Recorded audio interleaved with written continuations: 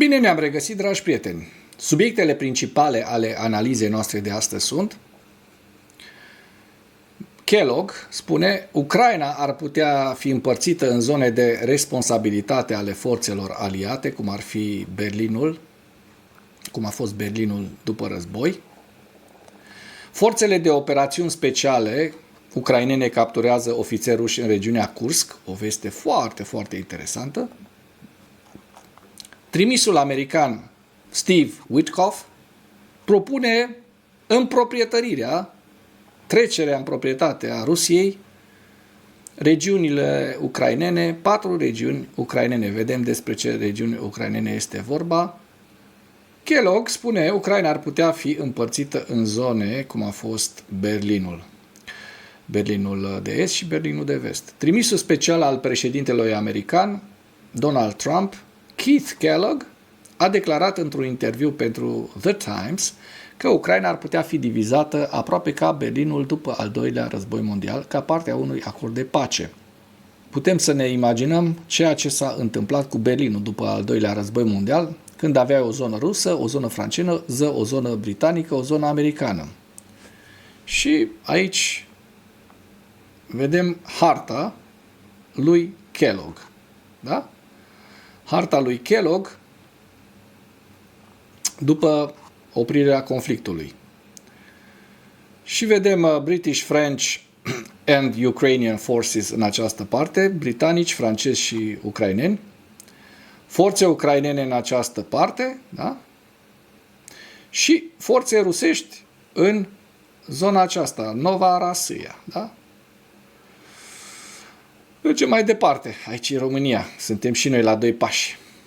Atenție, aici sunt gurile Dunării. Aici avem niște interese în Marea Neagră. Niște petrol de extras. Foarte mult petrol. Petrol de câteva sute de miliarde de euro. Kellogg a sugerat că trupele britanice și franceze ar putea prelua controlul zonelor din vestul țării ca parte a unei forțe de pacificare, unei forțe de menținere a păcii, s-ar traduce corect, iar armata rusă ar putea prelua controlul estului ocupat. Între ei ar exista trupe ucrainene și o zonă demilitarizată. Kellogg consideră că forțele anglo-franceze de la vest de Dnipru, care traversează Ucraina de la nord la sud și trece prin Kiev, nu ar fi deloc provocatoare pentru Moscova. În opinia sa, Ucraina este o țară suficient de mare pentru a desfășura trupe care încearcă să pună în aplicare acordul de pace, dar SUA nu își vor furniza armata. El a sugerat că o zonă demilitarizată de 18 mile ar putea fi introdusă de-a lungul liniilor, deci lățime de 18 mile, de-a lungul liniilor de control existente în est. Trimisul special al președintelui american a recunoscut că Putin s-ar putea să nu accepte propunerea privind zonele de control pentru a se asigura că forțele anglo-franceze și ucrainene, întărite de către trupele din alte coaliții ale țărilor vecine, nu vor face schimb de focuri cu rușii. Kellogg a spus că ar trebui stabilită o zonă tampon între liniile ucrainene și liniile rusești. Vă uitați la o hartă și creați în lipsa unui termen mai bun o zonă demilitarizată.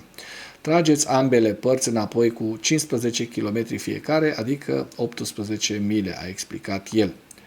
După publicarea materialului, Kellogg a scris pe pagina sa de pe rețeaua X că articolul îi denaturează cuvintele despre posibila împărțire a Ucrainei. Vedem acest articol aici. Articolul din The Times denaturează ceea ce am spus. Vorbeam despre o forță de rezistență după încetarea focului în sprijinirea suveranității ucrainene.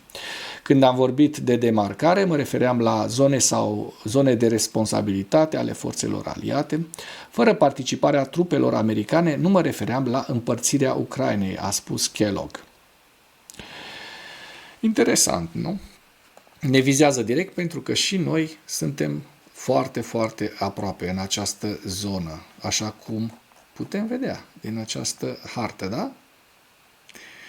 Și dacă va exista o pace și rușii vor accepta să se oprească aici, atunci și nouă ne va fi ok să extragem resursele, altfel vom fi șicanați. Și așa vom fi șicanați, mai mult ca sigur, pentru că rușii asta fac, ei cu asta se ocupă, cu șicane, din păcate.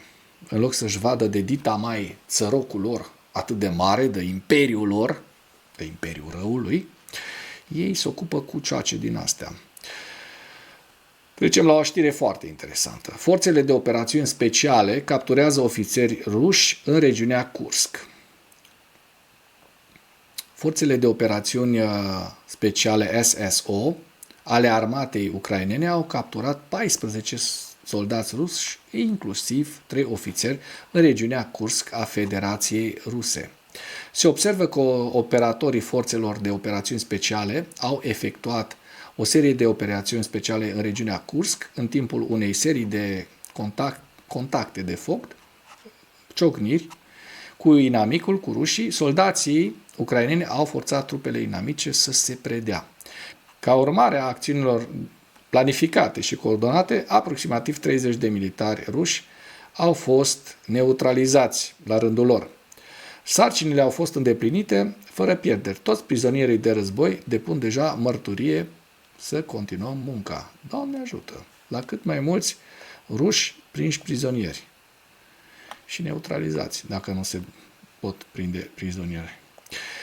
Peste 1200 de soldați și aproape 50 de echipamente.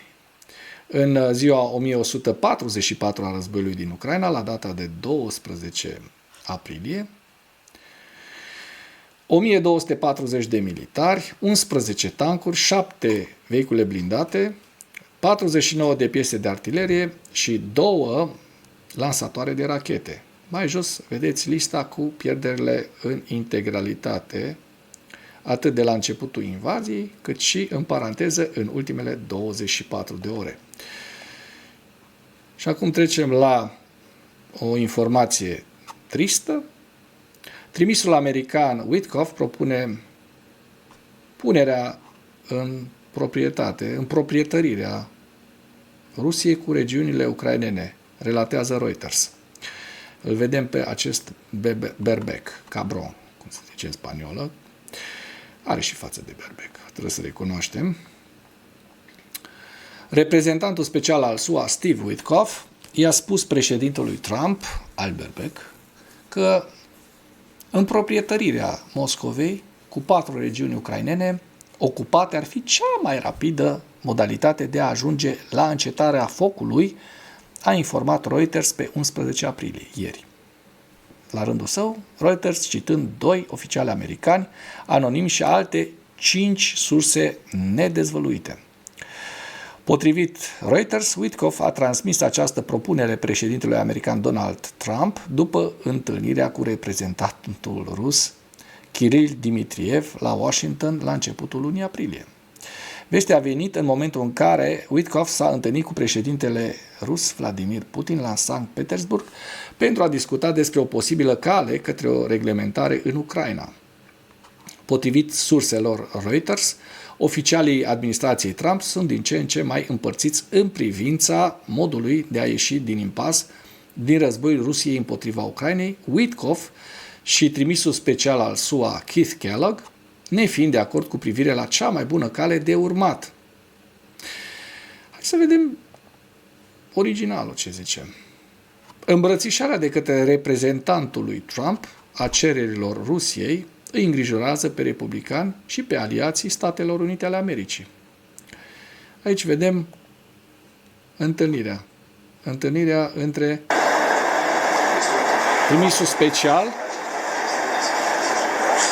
și Putin, un criminal de război. Da? Ce fericiți sunt ei împreună. După ce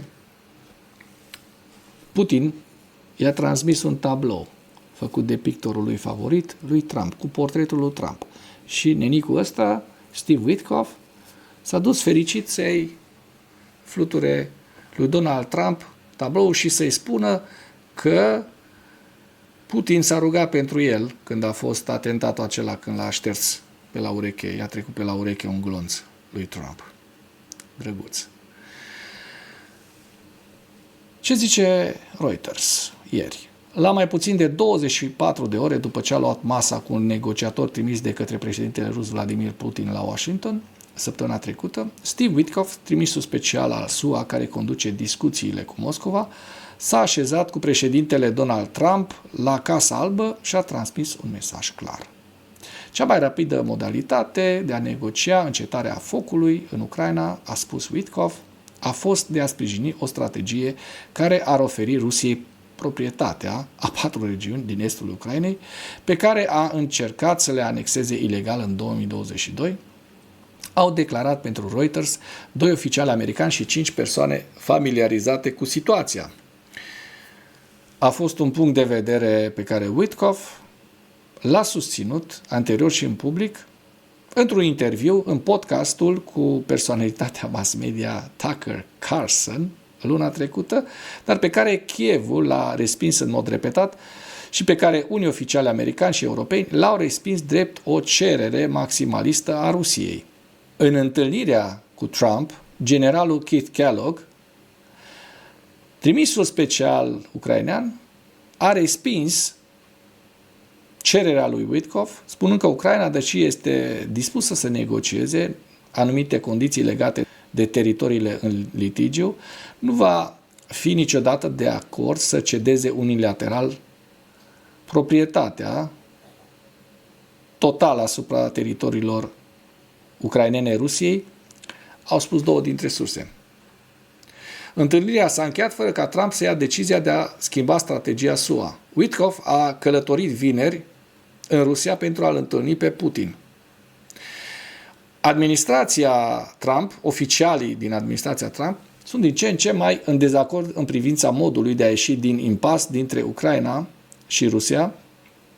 Witkoff și Kellogg, care este în favoarea unui sprijin mai direct pentru Ucraina, nu sunt de acord cu privire la cea mai bună cale de urmat, potrivit oficialilor americani și oamenilor familiarizați cu problema și 4 diplomați occidentali care sunt în legătură cu oficialii administrației. Biroul lui Witkoff, Consiliul de Securitate Națională, Departamentul de Stat, Ministerul de Externe al Ucrainei și Ambasada Rusiei la Washington nu au răspuns solicitărilor de comentarii. Într-o ruptură cu procedurile normale de securitate, Witkoff l-a invitat pe Kirill Dmitriev, trimisul rus care se află sub sancțiunile SUA în urma invaziei ruse, la reședința sa personală pentru a lua cina înainte de întâlnirea de la Casa Albă. Acest lucru a declanșat alarme în interiorul Casei Albe și al Departamentului de Securitate, potrivit a 2 persoane familiarizate cu situația. Oficialii americani evită să găzduiască oficiali din Rusia care au capacități sofisticate de scurgere de informații, de stoarcere de informații la casele lor.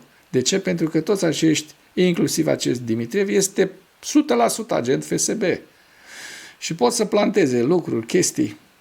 Iată că Steve Witkoff nu se teme. Probabil și el este un agent FSB. Cina a fost reprogramată și a avut loc, în schimb, la Casa Albă.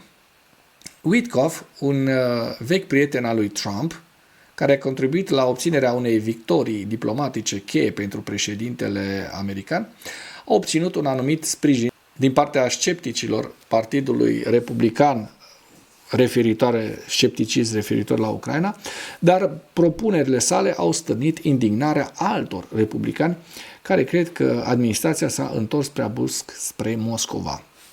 Unii republicani de la Capitol Hill au fost atât de îngrijorați de aparenta poziție pro-Rusia a lui Witkoff în interviu cu Carlson, încât mai mulți l-au chemat pe consilierul pentru securitate națională Mike Waltz și pe secretarul de stat Mark Rubio pentru a se plânge potrivit unei persoane care este familiarizată cu aceste apeluri.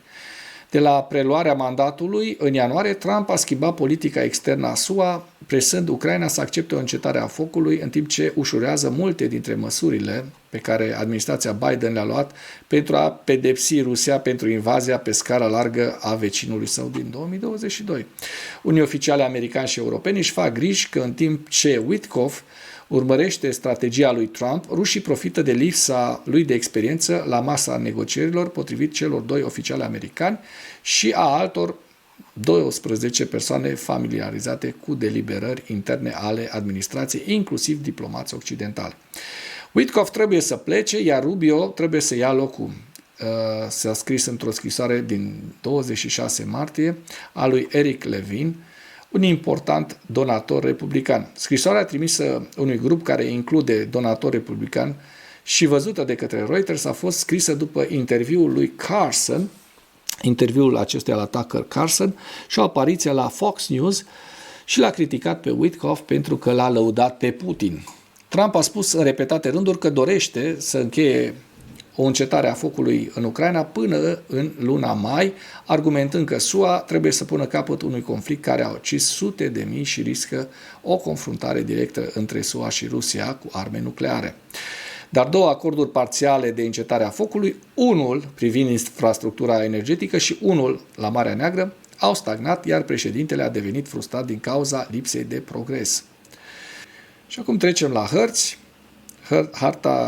hărțile Deep State, să vedem dacă s-au întâmplat ceva în ultimele 24 de ore și intrăm în sud, unde, așa cum se poate vedea, lucrurile nu au avut o dezvoltare în ultimele 24 de ore. În schimb, așa cum se poate vedea în această hartă, în zona Pokrovskului, în această zonă, iată, rușii au reușit să captureze această bucată de teritoriu de aproximativ 2 km pătrați, 1 km jumate maxim, așa cum se poate observa în această hartă. Mai departe, rușii au mai capturat teritorii în ultimele 24 de ore, la est de Pokrovsk, așa cum se poate vedea, în zona Kalinove, și aici vorbim despre o suprafață mai mare de câțiva kilometri pătrați, aici undeva la 4-5 km pătrați, aici vreo 3 km pătrați. Deci, în total, o zonă semnificativă cucerită de ruși în ultima zi în Kalinove. În zona Toretsk, să vedem dacă au existat evoluții ale fronturilor, nu, la nord de Toretsk, în schimb, așa cum se vede în această hartă, rușii au reușit să ocupe o zonă destul de mică, în jur de 1 kilometru lungime pe vreo 200 de metri. Deci bătălii mari se duc pentru niște teritorii foarte, foarte mici și rușii în continuare au pierderi imense, atât de echipamente militare, cât și de, mai ales de soldați, de militari. În zona aceea Soviar este liniște, nu este liniște, dar este liniște pe hartă, pentru că și în zona aceasta sunt bătălii.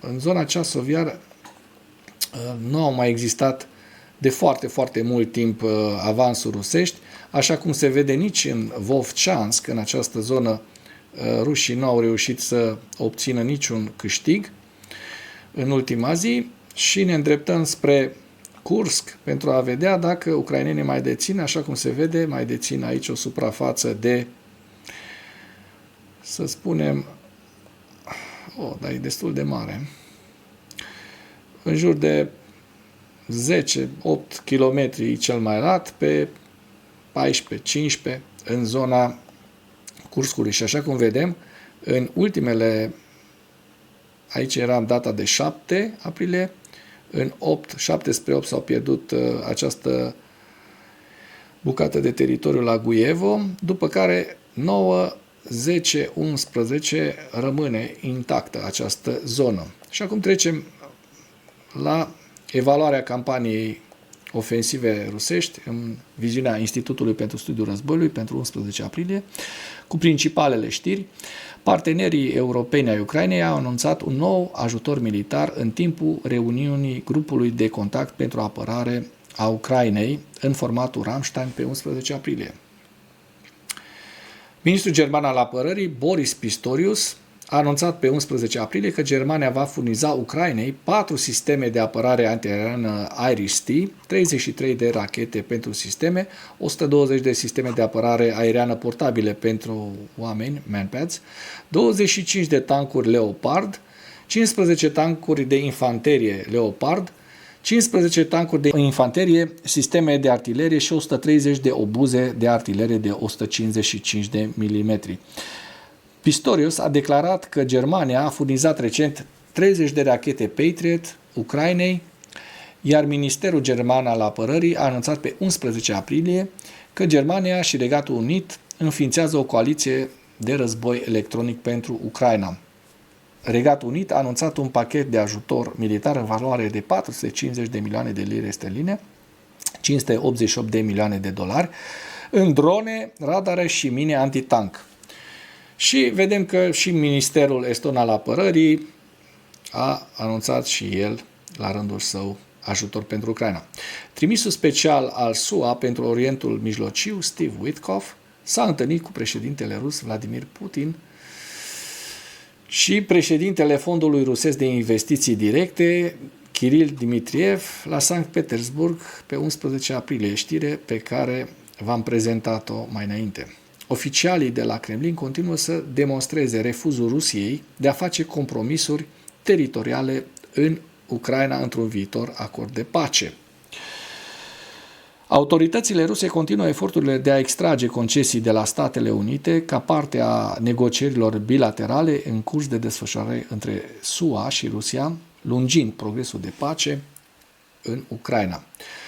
Sursele ucrainene continuă să speculeze cu privire la direcțiile forțelor ruse care vor acorda prioritate în primăvara și vara anului 2025. Institutul pentru Studiul Războiului actualizează secțiunile axei în evaluarea campaniei ofensive rusești pentru a reflecta schimbarea eforturilor operaționale ale Rusiei de-a lungul liniei de front. Președintele Putin continuă să sublinieze investițiile pe scară largă și pe termen lung ale Rusiei în marina și forțele nucleare strategice navale ale Rusiei. Și o crimă de război. Forțele ruse au executat recent prizonieri de război ucraineni în vestul regiunii Zaporojie, pe fondul unor rapoarte continue despre execuții sistematice ale prizonierilor de război ucraineni în teatru de război. Și aici avem hărțile pentru 11 aprilie ale Institutului pentru Studiul Războiului, Belgorodul. Aici avem Sumă. Aici avem regiunea Kupiansk,